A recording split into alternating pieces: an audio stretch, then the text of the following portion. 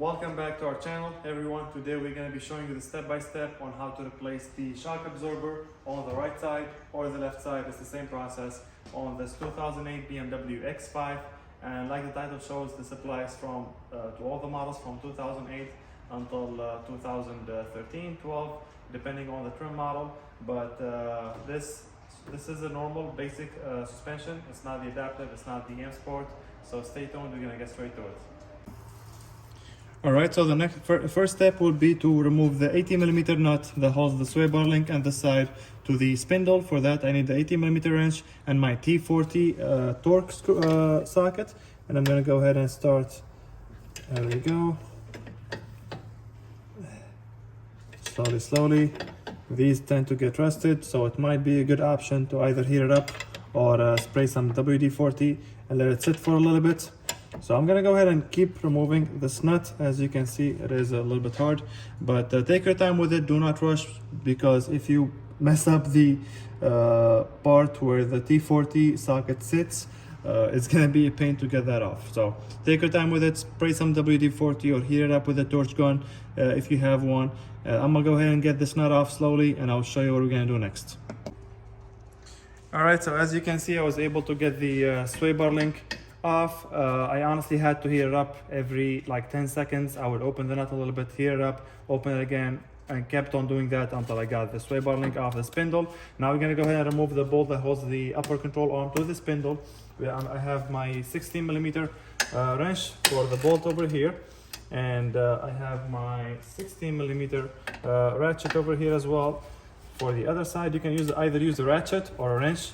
Either one would work. And honestly, I did spray a little bit of WD-40 on this bolt before I started this process. So as you can see, I'm holding the nut and opening the bolt slowly.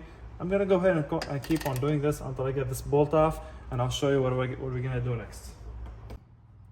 Alright, so as you can see, I did manage to get the lock-in nut off the bolt that holds the upper control arm to the spindle. I don't know if you can see it or not, but you see the amount of residue over there.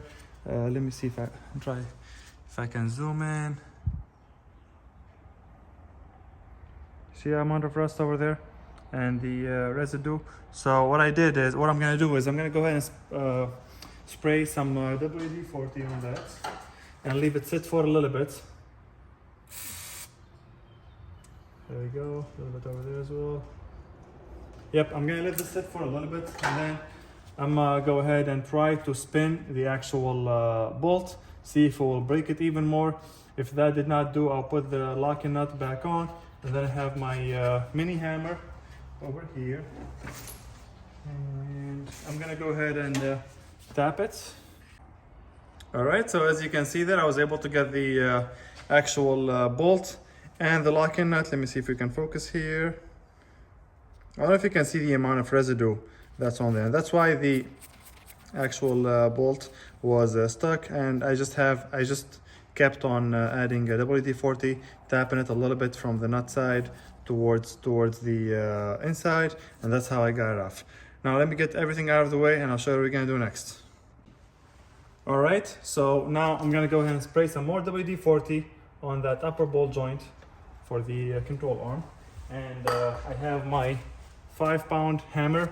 I'm going to start tapping and getting the upper control arm towards the top. Now be mindful before you do this. I would recommend, if you have a jack stand and the car is on the lift, I would put a jack stand underneath the control arms and the bottom, like underneath the entire spindle. If not, if you're doing this on the ground, I'll put like a jack stand underneath the rearward control arm to kind of hold everything. Usually these bolt joints, if you hit them a couple times, they will actually, there we go. Start from the other side.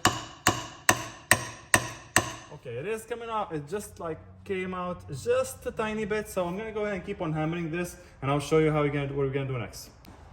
All right, so hammering this is one way to get the upper bolt joint or the upper control arm. I don't know if you can see it or not, but it did lift up just a tiny bit, and that's after like almost like 3 minutes of tapping it and hammering it like in multiple directions. So what I'm gonna do is, because there is another way we can get this upper bolt joint off. If you do happen to have a ball joint remover, you can get this kit from O'Reilly, AutoZone, or probably Harbor Freight. Will probably be cheaper. They're like $25, $30. They're even available on eBay and Amazon. They go for about the same price. I'm gonna go ahead and set that there. I'm gonna go ahead and start screwing this in, and I'm gonna grab my 17 millimeter, and I'm gonna go ahead and, oh, it's actually not 17. I believe it's probably 19 then.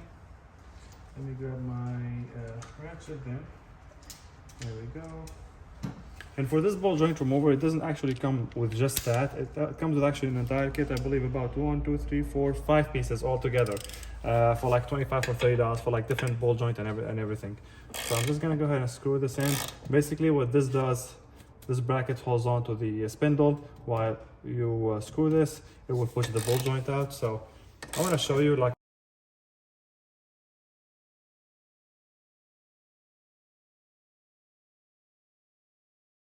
this out of the way. And now I'm gonna go ahead and tap it. I want to show you the entire process on this because this can be a pain. I'm gonna spray some more WD-40.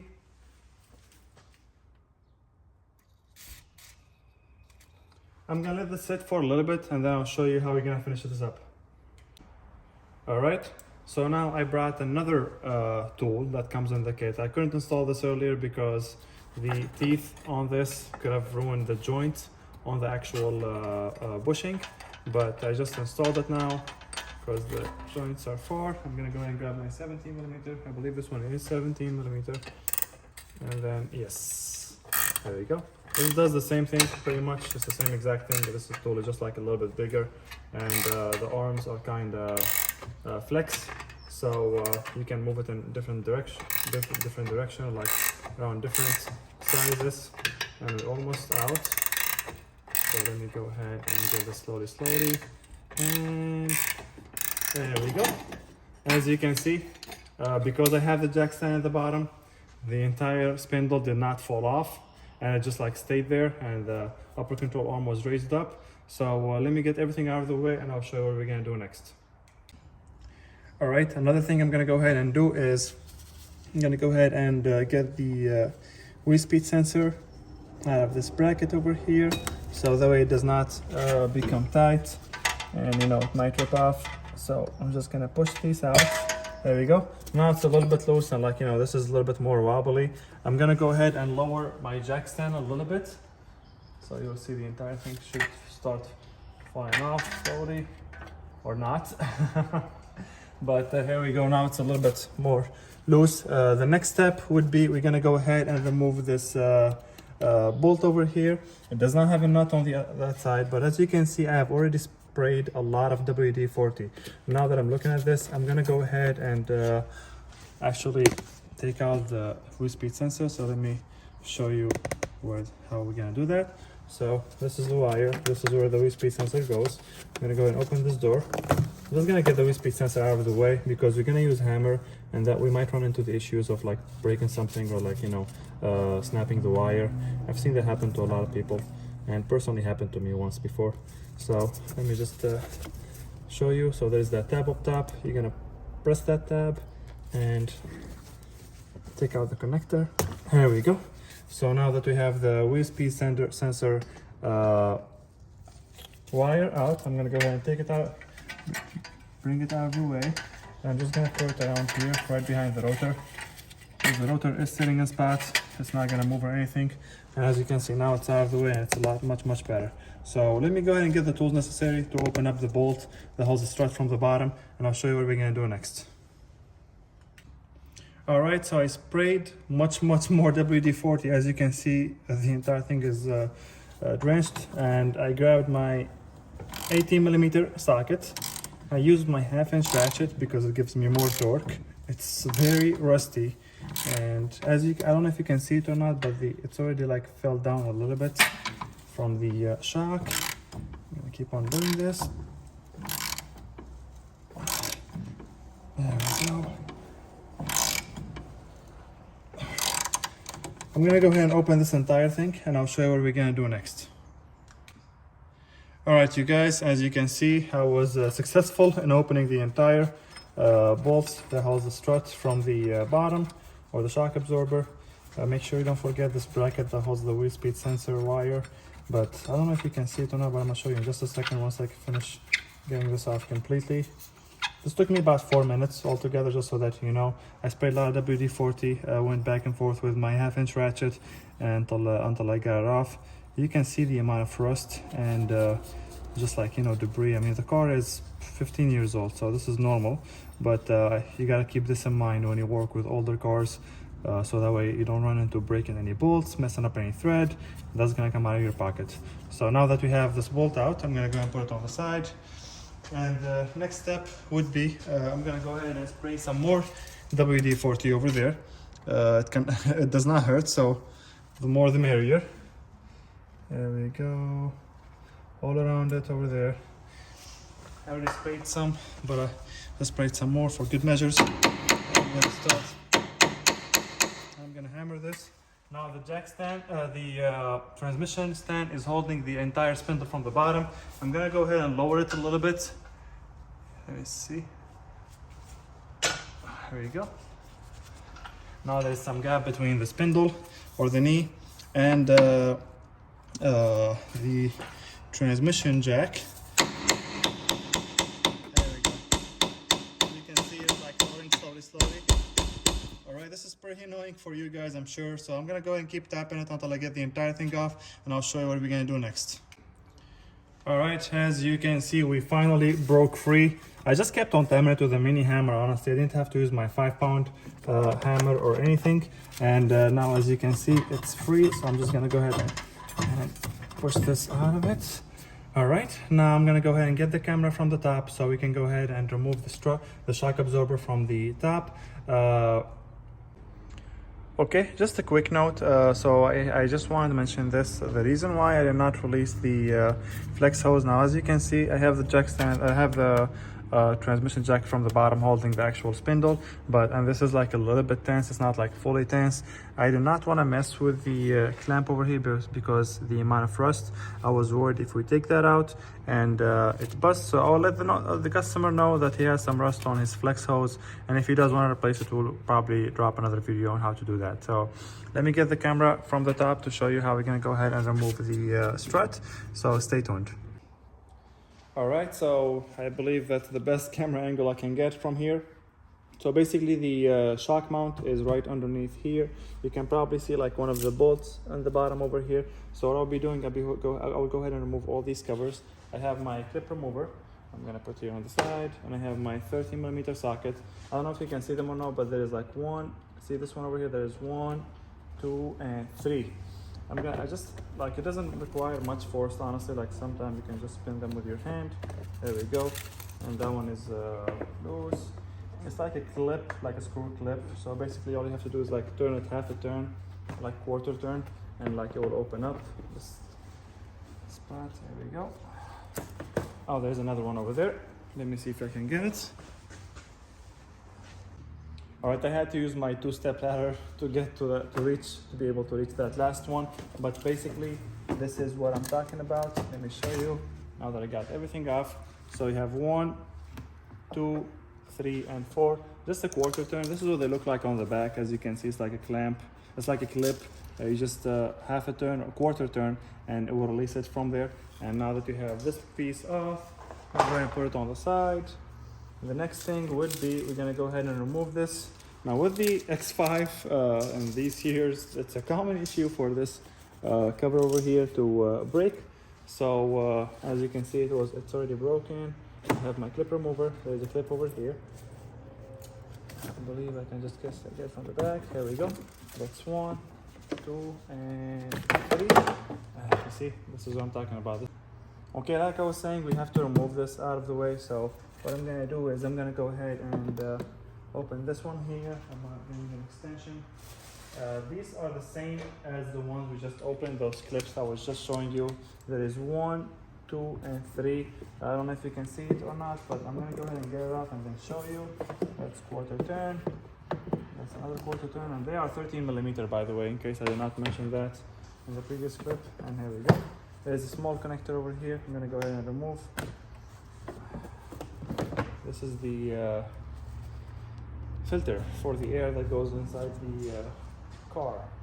So the BMW they have charcoal filters which are over here, and they have another cabin filter inside. So I just removed the cabin filter.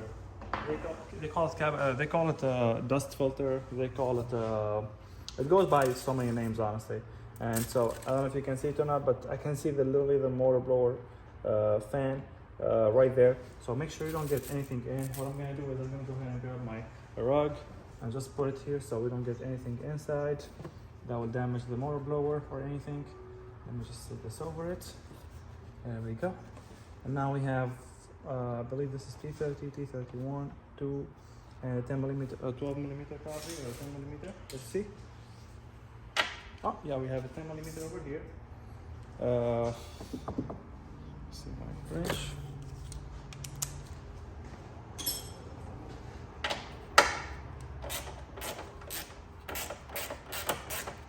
We just have to remove this cover basically. That's what we're doing right now, so that we can access the bolt that holds the strut from the top, or the shock absorber. So this is our first 10 millimeter. As you can see, it's right there, 10 millimeter. Then we have, I believe they are T30, I want to say. So let me grab my ratchet, and my wrench should be ratchet and the sockets right here. All right, see if we can go ahead and remove them. T30, nope, T25. T25, it could be T27 as well. I'm gonna try the T25 first. Yes. Oh, these actually already loose. This one's actually, the base on it is broken, because it's just spinning in the spot. Same thing. All right, let me show you what I'm talking about. It's not coming off.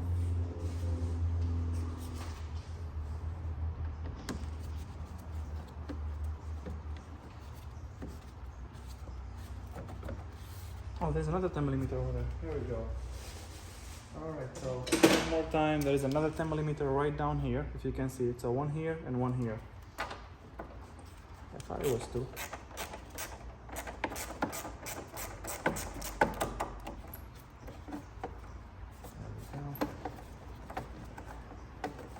I'm keeping you guys with me doing this video, doing this part, just so that you know that if you find something that's broken, it's very common for all these shields over here to bust. Especially, like, you know, the car is 15 years old again, so this is normal wear and tear. There we go. I got a 10 millimeter fully out. The space is tight, so I can't reach it with my finger to take it out. There we go. Now it's out. Now let's see those T25. Okay, they seem to be holding very nice. I'm gonna grab my gun. The reason why I'm gonna grab my gun so I can open it and create tension on it, like by lifting this up. Here we go. Now opened up. That's the first one. Then we have another one over there. And I'm gonna show you what it is actually located exactly. There we go. Alright. We have two T25 and two 10 millimeter. So now, this is what I'm talking about. The 10 millimeter, there is one right there. There's one right there. And there is one T25 and one T25. And with this, we have all the covers off. So we can actually get to the bolts of the strut. And I'm gonna try and see if I can get the camera in a better angle so I can show you these nuts that we have to open right now. So stay tuned. All right, this is the best probably angle I can get to show you, but basically we have a, I don't know if you can see this nut over here, but there is 1, 2, 3. They are all around the shock mount, holds the strut to the strut mount over here, to the wheel well over here. So I'm gonna go ahead and start loosening these one by one. So 2 of them are accessible. Oops, I believe the last one, let's see if we can access that or no. If the last one, you have 2 options. Either you remove this or you bring a wrench, a 13 millimeter wrench, and you try to get it from the bottom, from the side over here, which is what I'm gonna do honestly, because I do not wanna open something else that I don't have to, which will create opening more covers, because this piece over here has a 15 or 16 millimeter over here, and it has another bolt right behind all those covers underneath the windshield. I'm not trying to open that, to be honest. So I'm gonna start with this one, first one. There we go. As you can see, I'm using my wrench. It's doing the job just fine. If you have a flex head one, that would do it as well. That would be easy, probably easier now that it's loose enough. I have not loosened the other ones completely. I just like opened them just a tiny bit. And these are 13 millimeter, like I was saying. Okay, we almost got the first one out. Now with this, what we have to do is, what I'm gonna do is basically I'm gonna go ahead and open two nuts. Two of these I'm gonna go ahead and open. So this is the first one right there. I'm gonna put it over here on the side. I've got my wrench now, or ratchet, and do the other two. So I'm gonna start with this one.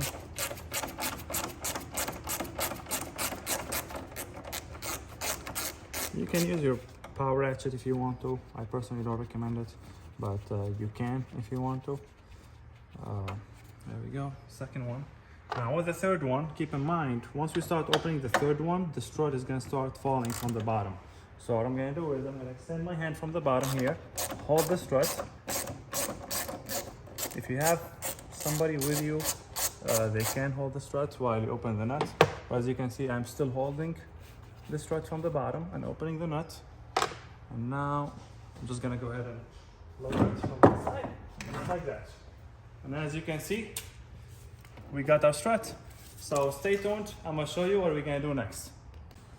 All right, so as you can see, we got our strut off. Now it is a very common issue with the X5 for the strut mount to go bad, which might cause like not a knocking noise, but kind of more of a damp noise when you go over a bump or something. So the customer said, since we're gonna go ahead and remove the entire shock anyway, mine is just replace the entire shock absorber. He didn't want something OEM, he just said anything aftermarket would do. So I got this shock absorber here from Duralast, part number LS53-91101B. I will include the link in the description below. So the first thing I always do whenever we get parts that are aftermarket or not from the dealer, I will take the parts out and I'll bring it next to the old one and I'll compare it. So looks like they are both the same size, same everything. Doesn't look like there is any difference or anything. And this comes pre-assembled with the coil and the strut mount as well.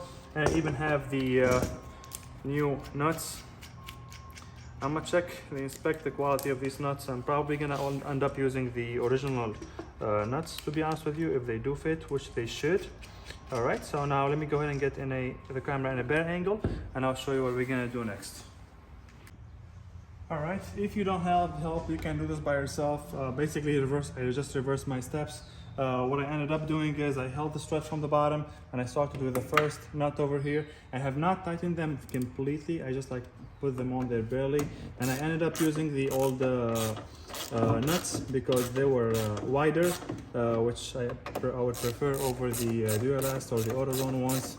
Not that there's anything wrong with using the ones from Duralast. They're all good, but this is just personal preference. If I can keep something OEM, I'll definitely keep it. So I'm not gonna tie this all the way. I'm just gonna go ahead and I just tied it like 50%, I would say. I'm gonna go ahead and tighten this with my fingers. And then what we're gonna do next is I'm gonna go ahead and get from the bottom, start putting everything back together. Once everything is sitting back in place, I'm gonna lower this back and tighten these up all the way down. So stay tuned. All right, now we're back down here. I have my spindle held with my transmission jack. And as you can see, the strut, the shock absorber is sitting there, but it's not like fully sitting properly. It's still just like, as you can see, wobbly. I went ahead and cleaned the inside of this with a wire brush.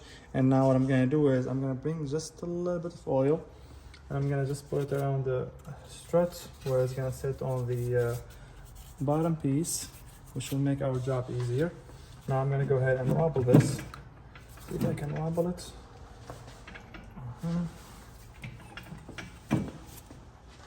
There we go. As you can see, it just sat properly. So I pushed it and I raised the jack stand, or the jack from the bottom, or the transmission jack in my scenario.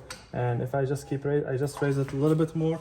Now what I'm gonna do is, obviously I'm not trying to flip this car over, and which this will not do, but we wanna be safe.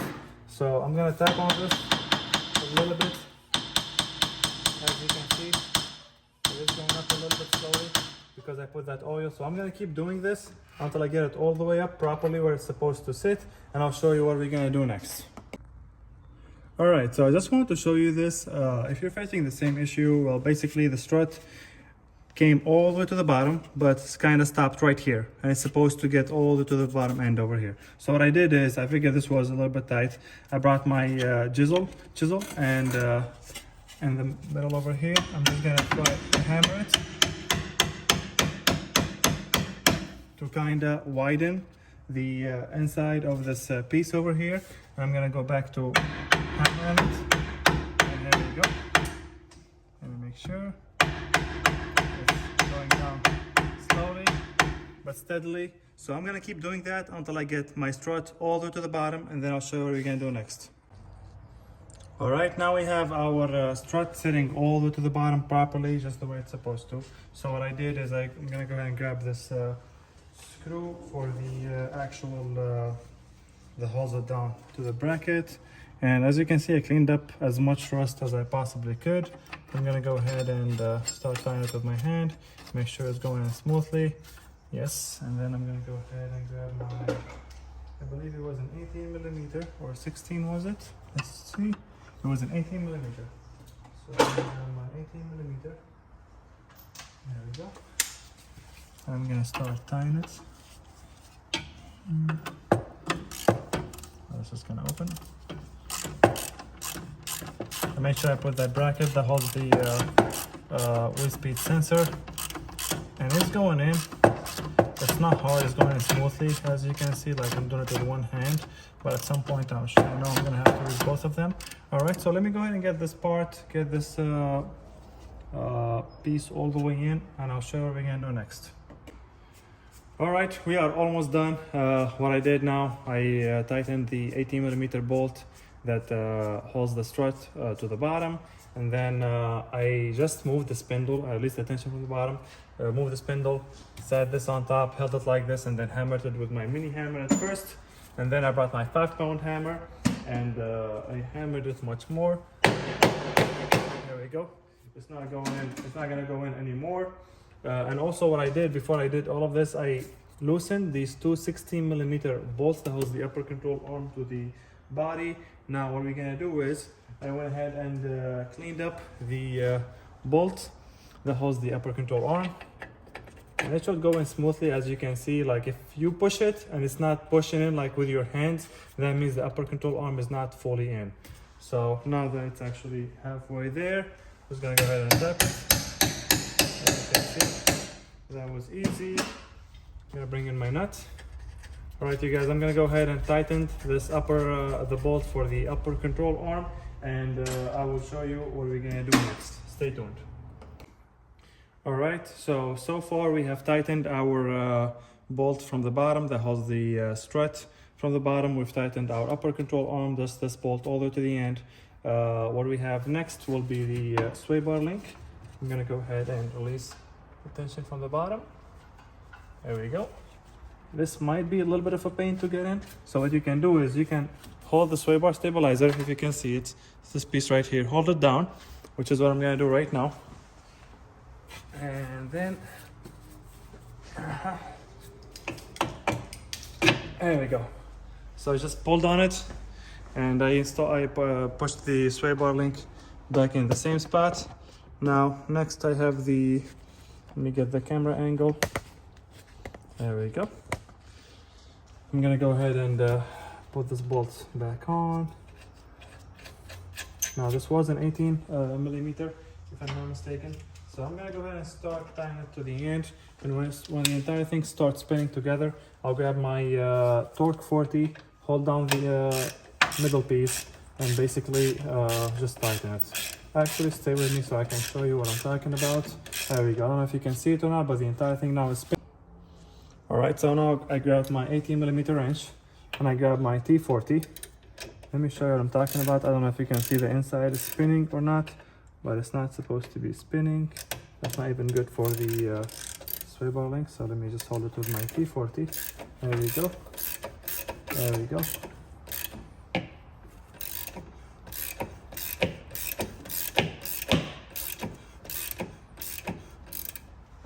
Make sure your socket is in there. We do not don't want it to break inside or damage the inside of that piece. That way, you know, in the future, whoever is gonna replace the sway bar link, whenever they need to be done, you know, they don't face like a hard time. Some people would say put some grease on this, put some oil. I would not recommend it, honestly. Like the least, like the most I would do is I would just clean the rest, and then there we go. I would clean the rest, and then what I would do after that, I would just like put some WD-40 to make it easy, like when you're tightening it in. But WD-40 will dry, and it's not like a long-term lube. So now let's see if I can tighten it. I'm looking at it from the back to see if it's spinning or not, and it's not. So, and I can tell just from how hard I'm tightening it that it's actually in there. Good. All right. So we still have a few things to do. The next thing I'm gonna go ahead and do, I'm not gonna include in the video, but I'm gonna go ahead and tie these two 16mm bolts that hold the upper control arm, and then I'm gonna go ahead and go back on the bolt, make sure this is tight, the bolt that holds the strut from the bottom. You double check this one, and then I'm gonna go ahead and install now. Since you guys are with me, let me go ahead and install this wheel speed sensor that I hid earlier. Okay, so let me just get this thing here. So there's a bracket behind the spindle. Push that in. All right, so it turns out I put the bracket upside down over here. So I put that back in place. I installed the wheel speed sensor. I'm gonna go ahead and put it in the same spot again where it's supposed to be. I'm gonna close that door. So once again, the last thing that I have to do is tie these two 16mm. Double check this one is tight, double check this one is tight, double check that one is tight, and then I'm gonna go ahead and tighten the nuts that hold the strut to the top, and that should be it. If you have any question, feel free to drop them in the comment section below for any recommendation or like anything you want to see us do or drop a video about. Just let us know, and we'll do our best to get that video taken care of for you. Anything else, make sure you like and follow for more. Other than that, thank you for watching our video, everyone.